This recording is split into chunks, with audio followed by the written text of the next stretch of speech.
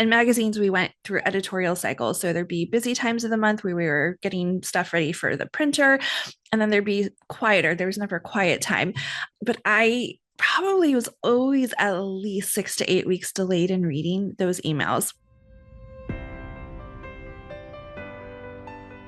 Hello, and welcome to episode 23 of the Master the Media podcast. I'm your host, Amy Gorin, and I'm so excited to be here with you today. Today, we're going to be talking about the timing of when you should reach out to brands and media. Before we dive into that, I wanted to mention that tomorrow we're hosting a free live masterclass on how to land $50,000 in partnerships from brands in the next 6 months as a healthcare professional. That's going to be happening at 1 p.m. Eastern Time. And I'll be joined by Dr. Simran Malhotra. She's a triple board certified physician and a Master of the Media student. And you can grab your spot by going to masterthemedia.co/masterclass.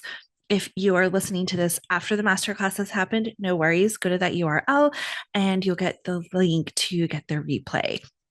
So I picked today's topic because it's a tricky time of year for reaching out to brands and media, but in particular brands. And we're in the thick of the holidays, and I'm getting a lot of questions from my Master of the Media students about when they should reach out, when they should follow up. And so I just thought, I bet we're all curious about this. So let's talk about it. I want to talk about my general guidelines for reaching out, and then we can talk about how the holidays weigh into things. And this time, it's November, it's Q4, it's a really hot time of year for connecting with brands. It's also a tricky time of year. So in general, my recommendations, and I had actually met with a recent college graduate the other day, and I was, she was job hunting, and I gave her these tips because they apply to all sorts of outreach. So in general, I always advise reaching out to, whether you're pitching a brand for a partnership, or you're sending a pitch to a TV station, or you're sending a pitch to a media outlet that you want to write for. I always advise reaching out on Tuesdays to Thursdays. I avoid Mondays and Fridays when possible because people are coming back to work on Mondays. They're usually frazzled and stressed, and they're trying to get out of the office on Fridays. Then I usually send the emails between like 10 and 11 a.m. and 4 p.m. Eastern time. And again, this is to avoid the period of when people are busy and stressed. So in the morning, people are usually bogged down in their inbox, looking at a whole bunch of stuff and overwhelmed. And then at the end of the day, they're trying to get out of the office. One really cool tool that not everyone knows about is on Gmail. You have the ability to schedule emails. So you can write the email any time of the day when you have time. You can even write it on the weekend, and then you can schedule it for one of the times that I just mentioned. Then when it comes to following up, this is something where a lot of, in our coaching calls with my students, I get a lot of questions like, I sent out this pitch to a brand last week, I haven't heard back, and freaking out. So first things first, 1 week is way too soon to have an assessment of any situation. The only time when 1 to 2 weeks would be appropriate to check back in is if your pitch was timely. So if you have an event that you're hosting and you wanted to get some products for the gift bags, and the deadline is soon approaching, that would be appropriate. Or if you're pitching a TV station or a podcast, a holiday segment, and the holidays are quickly approaching, it would be appropriate to follow up sooner. But generally, if you send, if I were to send out a pitch tomorrow to a brand, I wouldn't follow up until usually 4 to 6 weeks. 3 would be the absolute earliest. And media outlets for print and web articles, about that 4 to 6 weeks, even 8 weeks wouldn't be crazy. When it's broadcast, so like TV podcasts, it could be a little bit sooner. So like 3 to 4 weeks. And the reason for all of this is you're, when you're like, oh, should I follow up next week? You're assuming that the person on the other end of your email received the email, opened the email, read the email, processed the email. When I was an editor, so I was a magazine editor at Health, Prevention, Parents, American Baby, Weight Watchers, I had a folder in my inbox for pitches that I got from freelance writers. And I would funnel all the pitches into that folder. and I'd read the pitches when I had time. And in magazines, we went through editorial cycles. So there'd be busy times of the month where we were getting stuff ready for the printer, and then there'd be quieter. There was never a quiet time. But I probably was always at least 6 to 8 weeks delayed in reading those emails. So that's you don't want to, just following up too soon. You're kind of like, you only get so many chances at following up, so you don't want to use up one of your chances earlier. And then one trick that I like to use for following up is, okay, say you're going to follow up a maximum of twice for a pitch that you send out. The first one could be a reply to the original email that you sent. Hey, checking in. I always like to check back with something actionable. So if it's, say you were checking back on a pitch that you sent to a brand or a proposal, say something, let's just say it's a pitch to a brand.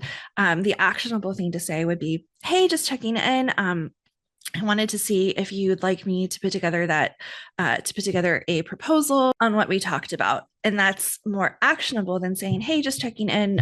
Do you want to work together? Or, hey, what were your thoughts on the pitch? Because then you're asking them to create more of a thought process. And if you're asking them like, hey, do you want me to do the work? Then it's more likely that the answer will be yes, or it's easier for the brand to move forward with the conversation.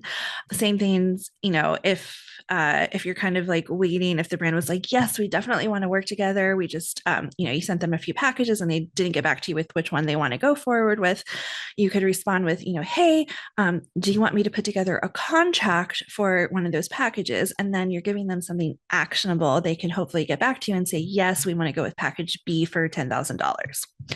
So then if you tried the response to the original email and you didn't get a response to that, then you can send a completely new subject line, and sometimes that will get read or opened.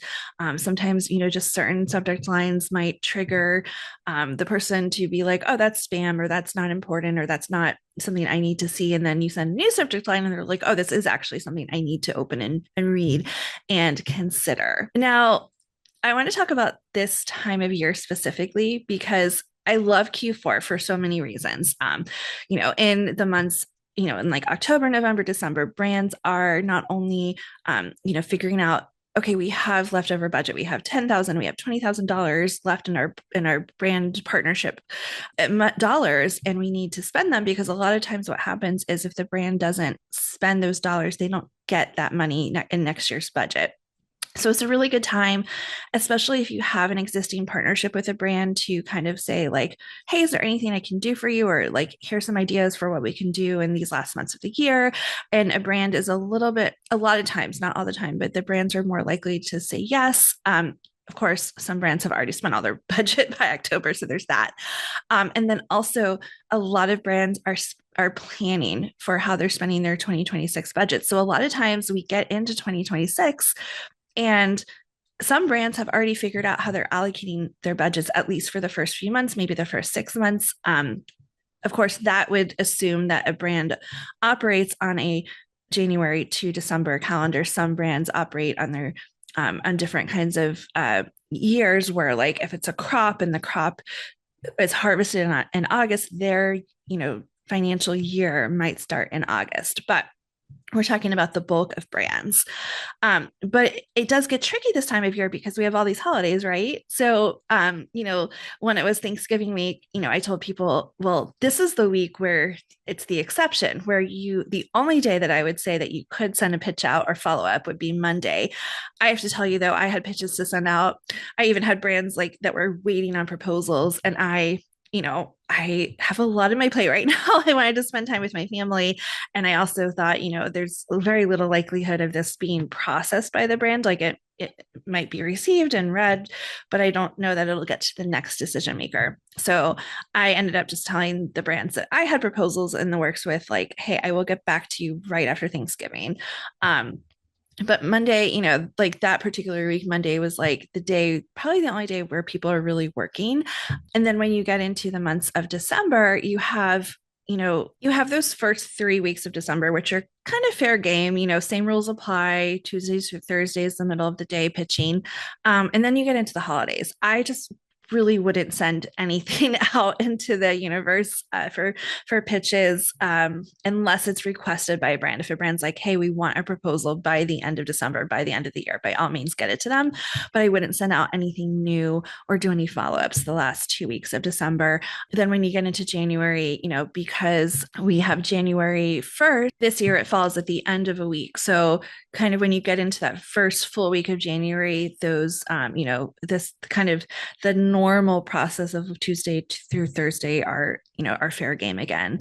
But that doesn't mean you don't need, you can just you can't utilize those last weeks of December. You can hunker down, you can write your pitches, you can do research on brands, you can do research on broadcast, segments so that you can pitch, and also writing that you can pitch, and you can write those pitches and you can even schedule them to send in the new year. So it's actually a very good time of year to maximize your time, because a lot of times, things might be a little bit quieter at work. You have a little bit more free time.